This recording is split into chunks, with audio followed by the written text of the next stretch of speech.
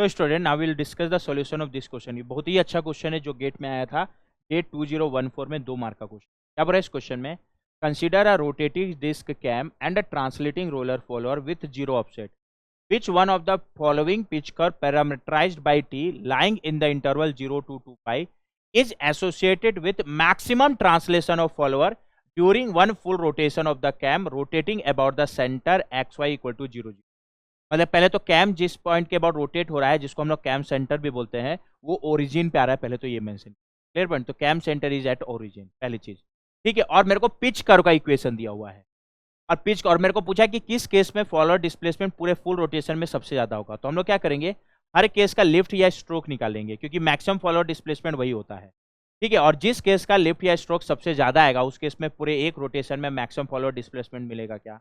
अब यह लिफ्ट या स्ट्रोक निकालने का तरीका क्या होता है? अगर मेरे को क्वेश्चन में ये सिंपली क्या दिया हुआ है, मेरे को क्वेश्चन में सिंपली पिच कर्व का इक्वेशन दिया हुआ है, तो लिफ्ट या स्ट्रोक एस हम लोग डायरेक्ट इस फॉर्म में से निकाल सकते हैं, D max minus D minimum. यहाँ D max minus D minimum. Sir D max क्या होगा? सर डी मैक्स क्या होगा? D max minus D minimum. D max होगा पिच कर्व का maximum distance from cam centre, और डी मिनिमम क्या होगा? पिच कर्व का minimum distance from cam centre. और इनका जो सब्सट्रैक्शन है वही बताएगा मैक्सिमम कितना फॉलोअर में डिस्प्लेसमेंट होगा उस पर्टिकुलर केस में, यानी उस केस का क्या दे देगा, लिफ्ट या स्ट्रोक का। क्लियर पॉइंट, और उतना ही मैक्सिमम फॉलोअर डिस्प्लेसमेंट हो सकता है। Clear point. डी मैक्स क्या है? Maximum distance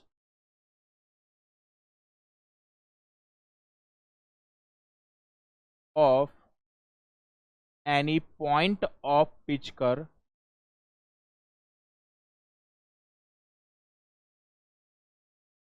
from cam centre.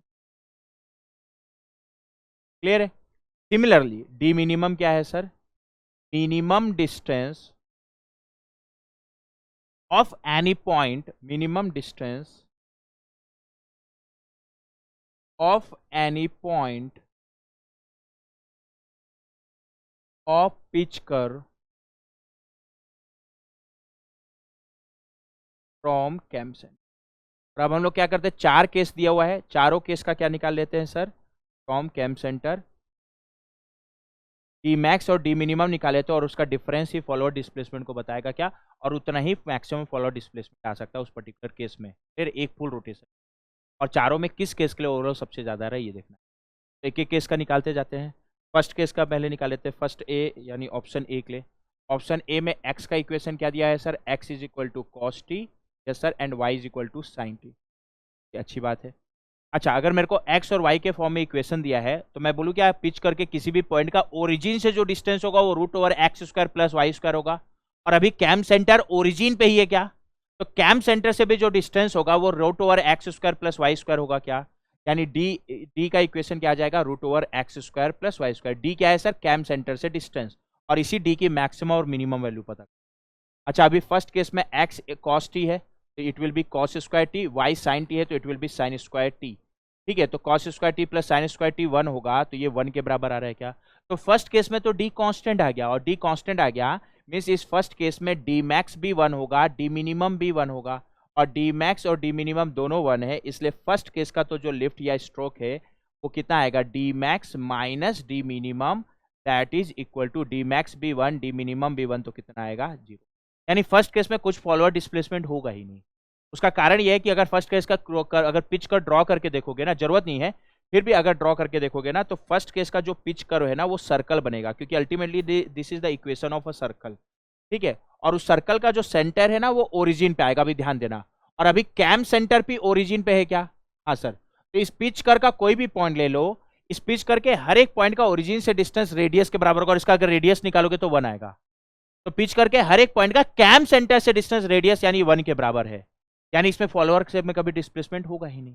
फिर किसको भी कंफ्यूजन, बट ये ड्रॉ करने की जरूरत नहीं थी अगर ये कॉन्सेप्ट समझ गए तो। ठीक है, अगला हम लोग बी केस के लिए निकाल लेते हैं मैक्सिमम फॉलोअर डिस्प्लेसमेंट, यानी एस की वैल्यू। बी केस में एक्स क्या दिया है, कॉस टी, और वाई क्या दिया है, 2 साइन टी। तो for b case x is equal to cos T and y is equal to 2 sine t. तो अगर मैं फर्स्ट इस सेकेंड केस के लिए डी का इक्वेशन निकालूँ तो क्या होगा, again root over x square plus y square, so it will be root over x, x is cos square t plus y, 2 sin t का होल स्क्वायर करोगे तो ये 4 sin² आएगा क्या? कैलकुलेशन चेक कर लेना।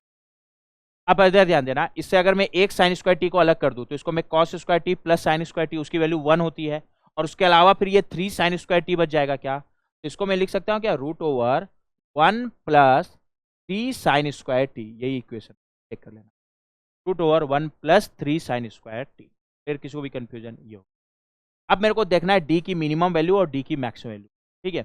अच्छा, डी का मिनिमम या मैक्सिमा निकालना है तो वो देखो कहाँ, ठीक है, वो पर। अच्छा, जब डी मिनिमम या मैक्सिमम होगा और डी हमेशा पॉजिटिव होगा, वो कभी नेगेटिव नहीं हो सकता ना, तो डिस्टेंस हमेशा पॉजिटिव ही तो होगा ना, तो पॉजिटिव। नेगेटिव जब भी आएगा तो उसको सेलेक्ट नहीं करना है, या रूट के अंदर नेगेटिव आएगा तो उस वैल्यू को सेलेक्ट नहीं करना, ठीक है। अच्छा, अब यहाँ ध्यान देना, तो जब डी मैक्सिमम या मिनिमम होगा तो उसका स्क्वायर भी मैक्सिमम या मिनिमम होगा क्या? यानी मैं जब डी का मैक्सिमम मिनिमा निकाल रहा हूँ, यानी रूट के अंदर जो आ रहा है उसका मैक्सिमा या मिनिमा निकाल लो। और मैक्सिमा या मिनिमा निकालने के लिए क्या करेंगे? उसको डिफरेंशिएट करेंगे टी के रिस्पेक्ट में और इक्वेट कर देंगे 0 से। तो रूट के अंदर का चाहे मैक्सिमा निकालना हो चाहे मिनिमा निकालना हो, चलो उसको डिफरेंशिएट करो 1 प्लस 3² साइन टी को टाइम के रिस्पेक्ट, सॉरी टी के रिस्पेक्ट में, टी यहाँ एंगल है, और उसको इक्वेट कर दो किससे? 0 से। अब ध्यान देना, 1 का डिफरेंशिएशन तो 0 होगा, 3 को 3 लिख दे रहा हूँ।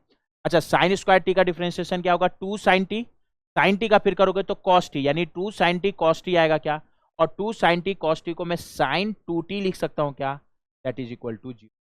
यहां से t की वेरियस वैल्यू आएगी, जितनी आएगी 0 से 2 पाई के बीच सेलेक्ट करो, और हर एक वैल्यू को यहाँ पुट करते जाना, उसमें देखना सबसे मिनिमम t की वैल्यू कितनी है, सबसे मैक्सिमम कितनी है वो। यहाँ से 2t का वैल्यू निकालोगे तो 2t का एक वैल्यू आएगा 0, उसका हाफ करोगे तो t आएगा 0। अब अगला ध्यान देना, साइन 0 भी 0 होता है, साइन पाई भी 0 होता है, साइन 2 पाई, पाई ऐड करते जाओ तो 0 होते जाता है। तो 2t की अगली वैल्यू पाई आएगी, और पाई का हाफ करोगे, अगर रेडियन पे रख रहे हो, डिग्री में रखोगे तो डिग्री में भी रख सकते हो, अभी मैं रेडियन पे रख रहा हूँ। तो अगली वैल्यू 2t की पाई आएगी, तो उसका हाफ करोगे तो ये पाई/2 हो जाएगा क्या? अगला वैल्यू 2t का 2 पाई आएगा, उसका हाफ करोगे तो ये पाई हो जाएगा क्या? हाँ सर। अगला वैल्यू 2t का जो आएगा वो कितना आएगा सर? 3 पाई, और 3 पाई का हाफ करोगे तो ये 3 पाई/2 होगा क्या? अभी रेडियन में रख रहा हूँ, ठीक है। अगला वैल्यू, अब 3 पाई के बाद 4 पाई आएगा, 4 पाई का हाफ करोगे तो 2 पाई हो जाएगा क्या? अच्छा, t = 0 और t = 2 पाई दोनों पे वैल्यू सेम आएगा, क्योंकि साइन और कॉस के टर्म में जब भी इक्वेशन आ रहा है तो जो वैल्यू 0 पे आता है वही वैल्यू हमेशा 2 पाई पे आता है, क्योंकि 2 पाई पे क्या तो साइकिल कंप्लीट हो जाता है, ठीक है। जब भी साइन टी और कॉस टी है तो मैं 2 पाई को नहीं लिख रहा हूँ, चाहो तो लिख सकते हो, क्योंकि जो t = 0 पुट करने पे वैल्यू आएगा वही 2 पाई पे आएगा, या मैं ऐसे एक साथ लिख दूंगा t = 0 एंड 2 पाई पे कितना आया। तो अभी इतनी t की वैल्यू आई क्या? या सर, इसमें किसी एक t पे d की वैल्यू मिनिमम होगी, किसी एक t पे d की वैल्यू मैक्सिमम होगी, तो बस ये t को पुट करते हुए d की वैल्यू निकालते जाओ। तो अगर मैं इस फर्स्ट केस के लिए निकालूं, फॉर t = 0 या 2 और 2 पाई, क्योंकि दोनों में वैल्यू सेम आएगा, क्लियर पॉइंट। इस इक्वेशन में पुट कर देना, इस इक्वेशन को मैं इक्वेशन 2, सपोज इक्वेशन 1, ठीक है। तो इक्वेशन 2 में पुट करोगे तो डी की वैल्यू कितनी आएगी इस केस के लिए? √1 प्लस, या पूरा कैलकुलेशन कर लेना, 3 साइन 0, साइन 0 0 होता है क्या? कॉस, ठीक है, 0 की जगह 2 पाई भी पुट करोगे तो साइन 2 पाई भी 0 होता है, ये 0 हो जाएगा, तो ये कितना बचेगा सर? 1। तो इस केस के लिए तो डी की वैल्यू कितनी आई? अच्छा, 0 और पाई तो 2 पाई तो पुट कर चुका, अगला पाई/2 पुट करोगे तो t = पाई/2।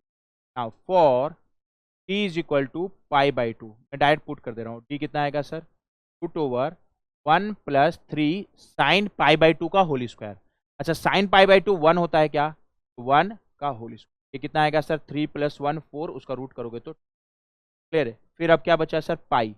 नेक्स्ट, फॉर t = पाई, कितना आएगा sir? d √1 plus 3 sine pi, sine pi की वैल्यू भी 0 होती है क्या? यस सर, साइन पाई भी 0 होता है, तो 0 अगेन ये कितना आएगा सर? 1। कैलकुलेशन चेक कर लेना, साइन पाई की भी वैल्यू कितनी होती है?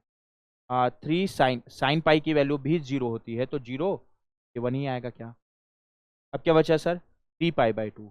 तो फॉर t = 3 पाई/2 आएगा sir? d = for 1 plus 3 sine 3 pi का होल स्क्वायर। अच्छा, साइन 3 पाई/2 की वैल्यू देखोगे ना तो ये आएगा साइन पाई/2, कैलकुलेशन चेक कर लेना, -1 आएगा, ये -1 का होल स्क्वायर, ध्यान देना। अच्छा, माइनस का स्क्वायर प्लस ही हो जाएगा, ये भी 1 बचेगा, 1 × 3 3, 3 + 1 करोगे 4, उसका रूट करोगे तो कितना आएगा? तो इस वैल्यू को मैं देख के बोल सकता हूँ क्या? हैंस डी मैक्स कितना है इन सब में सबसे ज्यादा 2 है क्या? Yes sir. And d minimum 1 है क्या? Yes sir. तो फॉर दिस केस अगर मैं एस निकालूं तो एस क्या है sir? D max minus D minimum which is equal to 2 minus 1 that is 1। Second case के लिए जो फॉलो डिस्प्लेसमेंट आया कितना आया? 1। तो अभी फर्स्ट ए और बी में तो बी पे मैक्सिमम है, लेकिन अभी सी और डी 4 ऑप्शन के लिए चेक करना है ना।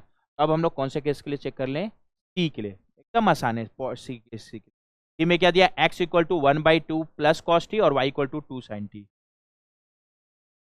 ऑप्शन सी में क्या बोला है sir?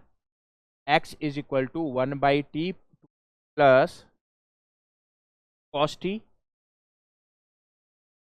And y is equal to sine T. Calculate 2 sine T, ये ध्यान देना, छोटा मोटा मिस्टेक।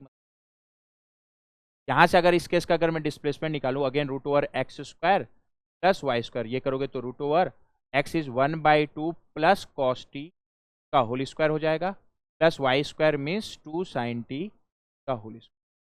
कितना आएगा सर? ये a प्लस बी का होल स्क्वायर, तो it will be root over a square that is 1/4 plus b square that is cos square t plus 2ab, और 2ab करोगे तो 2 इंटू 1/2 इंटू कॉस 2 टी, तो ये कॉस टी बचेगा क्या?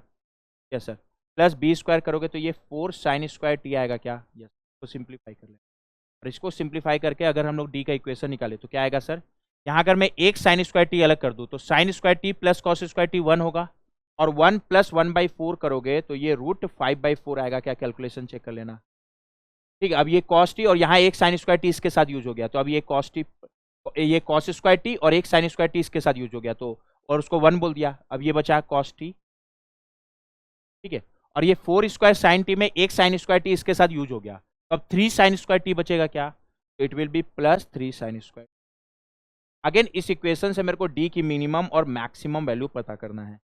इस इक्वेशन को अगेन मैं इक्वेशन 3 बोल देता हूँ, और अगेन डी जब मैक्सिमा मिनिमम मिलेगा तो उसके अंदर का भी मैक्सिमम ही होगा क्या? तो अंदर वाले पार्ट को डिफ्रेंशिएट कर दो टाइम के रिस्पेक्ट में और इक्वेट कर दो जी। तो D by D T of 5/4 plus cos T plus 3 sign square T, equate कर देते हैं किससे? 0 से। क्या आएगा? 5/4 कर दो डिफ्रेंशिएशन 0, कॉस टी का differentiation minus sine t plus sine square t का करोगे तो 2 साइन टी, 3 2 6 हो जाएगा साइन टी, फिर साइन टी का फिर से करना पड़ेगा तो वो क्या होगा? Cos T that is equal, पूरे से मैं माइनस साइन टी कॉमन ले लेता हूँ, क्या बचेगा सर? ये 1 माइनस 6 कॉस टी बचेगा क्या? अब यहाँ से क्या आएगा? या तो साइन टी 0 होगा या ये पार्ट 0 होगा, either sine t equal to 0 और 1 minus 6 cos t equal to 0। अगर निकालोगे साइन टी 0 कब होगा? जब टी इक्वल टू 0 हो, टी इक्वल टू, अभी रेडियन पे ही लिख रहा हूँ तो पाई हो, ध्यान देना रेडियन पे निकलो, और टी इक्वल टू 2 पाई हो। खैर 0 और 2 पाई पे तो सेम वैल्यू आएगा तो उसको नहीं भी लिखते 2 पाई को तो चल जाएगा। और यहाँ से क्या आएगा? कॉस टी जब क्या हो इज इक्वल टू 1/6, यहाँ से क्या आ जाएगा? टी इज इक्वल टू 0 पाई 2 पाई, और इसके हिसाब से अगर टी निकालोगे, अभी रेडियन पे निकाल रहा हूँ, तो कॉस टी इसके हिसाब से निकालोगे तो रेडियन में कन्वर्ट कर देना ना।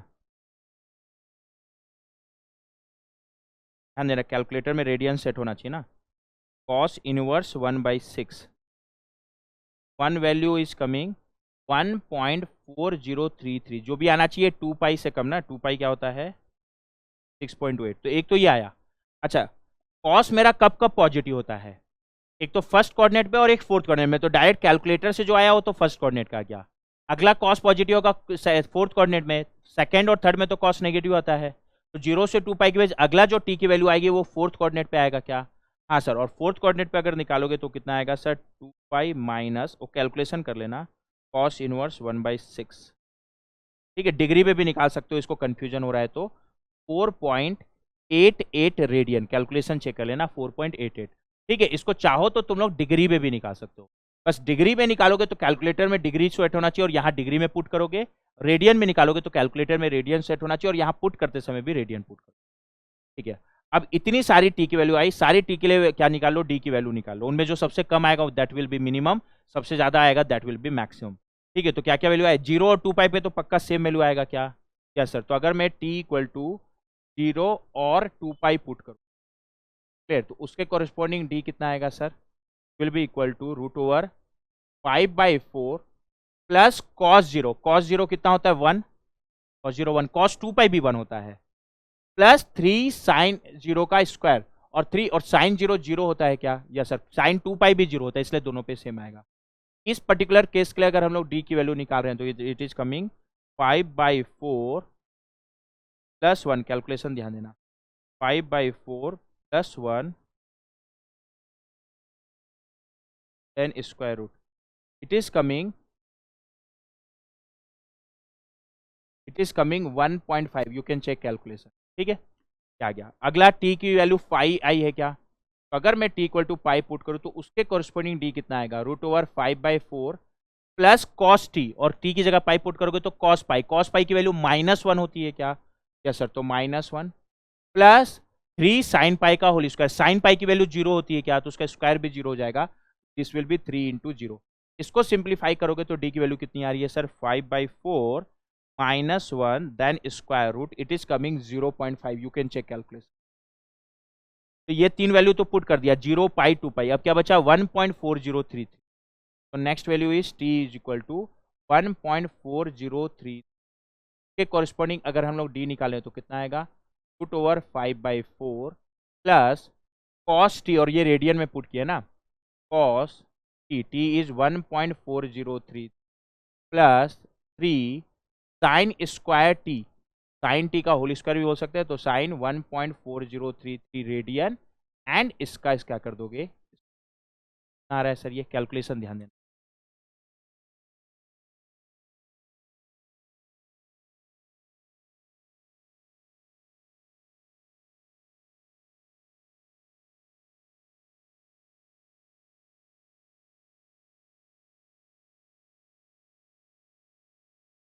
Is coming 2.0816, can check calculation, इस टी के लिए इतना आ रहा है। एक और टी है हम लोग का 4.88, वो भी पुट करके देख लो, T equal to 4.88 radian, radian में है ना ये, इसके कॉरेस्पॉन्डिंग अगर हम लोग डी निकालें तो it is coming √5/4 plus cos T, and cos T is 4.88 plus 3 sin T का whole square, and T is 4.88 का होल स्क्वायर, यहाँ से भी किसकी वैल्यू आ जाएगी, डी की वैल्यू, क्लियर पॉइंट, कितनी आ रही है सर, 4.8।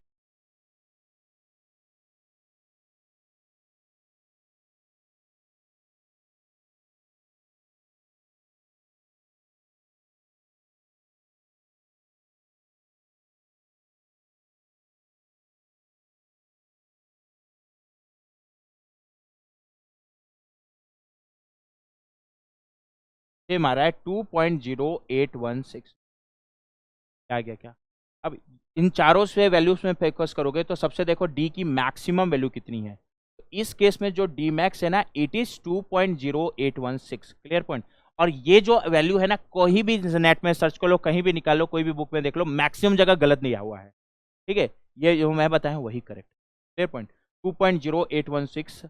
सिमिलरली अगर डी की मिनिमम वैल्यू देखोगे तो डी की मिनिमम वैल्यू इस केस में 0.5 है क्या, हाँ सर, तो इस केस में अगर मैक्सिमम फॉलोअर डिस्प्लेसमेंट देखोगे that will be D max minus D minimum, which is 2.0816 minus 0.5, ध्यान देना, तो ये कितना आएगा, 2.0816 माइनस 0.5, इट इज कमिंग 1.5816। इस केस के लिए ये maximum follower displacement, clear point. अब लास्ट केस के लिए निकाले थे, इन तीनों केस में आपस में देखोगे तो फर्स्ट केस का 0, सेकेंड केस का आया था कितना, आया था कितना, आया था सेकेंड केस का आया था,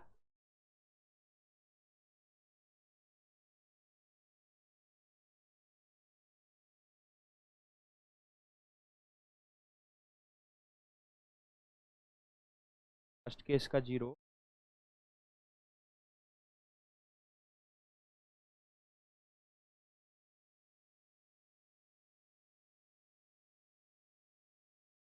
सेकेंड केस का चला कहाँ गया, जस्ट 1 मिनट ना, पार्ट बी।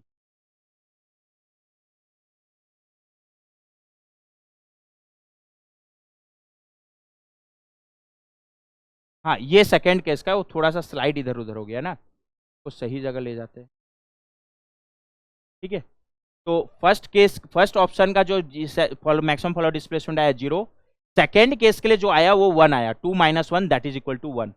थर्ड केस के लिए जो मैक्सिमम फॉलो डिस्प्लेसमेंट आया वो कितना आ रहा है, 1.5816। तो अभी इन तीनों में सबसे ज्यादा ये है क्या, क्या सर, लेकिन अभी एक और केस बचा है, दैट इज फोर्थ केस। और फोर्थ केस का अगर देखोगे तो x का इक्वल टू क्या है, 1/2 cos t plus cos t, और y क्या है, sin t। तो फोर्थ केस के लिए अगर चेक करोगे तो फोर्थ केस में, फोर्थ केस को अगर मैं d बोलूं, फोर्थ केस के लिए x क्या है, 1/2 प्लस cos t, और y कितना है, sin t। तो फोर्थ केस के लिए अगर मैं d निकालूं तो d क्या होगा, √x² प्लस वाई स्क्वायर। तो it will be √x means 1/2 plus cos t whole square plus y means sine square t। अच्छा, अब ये अगेन a प्लस बी का होल स्क्वायर हो जाएगा, तो it will be √a² that is 1/4 plus 2ab, plus 2ab करेंगे तो 2 into 1/2, 2 cancel हो जाएगा, इंटू cos t, तो प्लस cos t आएगा, plus b² that is cos square t हो गया, और ये प्लस साइन स्क्वायर टी। अच्छा, sign square t plus cos square t 1 होगा क्या, तो उसको 1 कर देंगे, तो 1 + 1/4 इज 5/4 प्लस कॉस टी। तो इस केस के लिए जो डी आएगा it will B √5/4 plus cos T. Again इस इक्वेशन से डी का मैक्सिमम वैल्यू और डी का मिनिमम वैल्यू निकालना है, इसको इक्वेशन 4 दे। अगेन डी का मैक्सिमा या मिनिमा निकालना है, तो उसके लिए जब डी का मैक्सिमम मिनिमम लेगा तो उसके रूट के अंदर वाले का भी मैक्सिमम मिनिमा होगा। तो अंदर वाले पार्ट को डिफरेंशिएट करो टी के रिस्पेक्ट में और इक्वेट कर दो 0 से। तो अंदर वाले पार्ट को अगर मैं डिफरेंशिएट करूँ टी के रिस्पेक्ट में और इक्वेट कर दो 0 से, क्या आएगा सर, 5/4 का जो डिफरेंशिएशन 0 हो जाएगा, कॉस टी का differentiation minus sine T is equal to 0, ultimately sine T ही 0 होगा। और यहाँ से अगर मैं टी की वैल्यू निकालूँ तो टी की वैल्यू क्या आएगा, sine t, ultimately sine t 0। ठीक है, तो क्या आ जाएगा सर, टी की एक वैल्यू आएगी 0, एक आएगा पाई, एक आएगा 2π। वैसे तो 0 और 2π पे वैल्यू सेम होता है। ये हो गया। अब पहले t = 0 या 2π ही पुट कर देता हूँ, दोनों में सेम आएगा तो एक साथ ही ले लेता हूँ। ठीक है, तो फॉर t = 0 और 2π क्या आ जाएगा सर, किसके वैल्यू, d की वैल्यू कितनी आएगी, it will B √5/4 plus cos 0, और cos 0 1 होता है क्या, cos 2π भी 1 होता है, तो 1।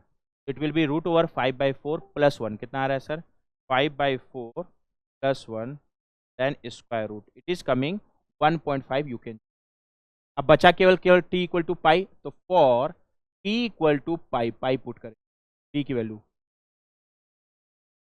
आ रहा है सर, √5/4 प्लस कॉस पाई, और कॉस पाई -1 होता है क्या, तो इट विल बी -1। कितना आ रहा है सर, ये 5/4 -1 then square root, it is coming 5/4 -1 then square root, it is coming 0.5, और कुछ बचा ही नहीं। तो अगर मैं इस वैल्यू को चेक करूं तो मेरा d का मैक्सिमम वैल्यू कितना है sir, d max for this case is 1.5, and d की मिनिमम वैल्यू कितनी है सर, 0.5, और मैक्सिमम और मिनिमम पता चल गया।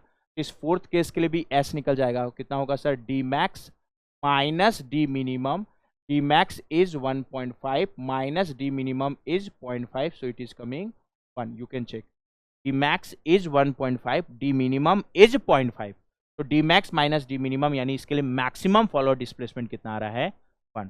तो ओवरऑल मैक्सिमम फॉलो डिस्प्लेसमेंट किस केस में सबसे ज्यादा मिल रहा है, a पे 0, b पे ये सही है ना 1, एंड केस c पे 1.5816, और केस d पे 1। तो इन चारों में सबसे ज्यादा वैल्यू 1.5816 है क्या, जो कौन से केस के लिए सबसे ज्यादा मिल रहा है, सी केस के लिए, और सी केस के लिए सबसे ज्यादा मिल रहा है। तो इस क्वेश्चन में ओवरऑल मैक्सिमम फॉलोअर डिस्प्लेसमेंट कौन से केस में मिलेगा, सी केस में। तो इस क्वेश्चन का करेक्ट आंसर इज सी।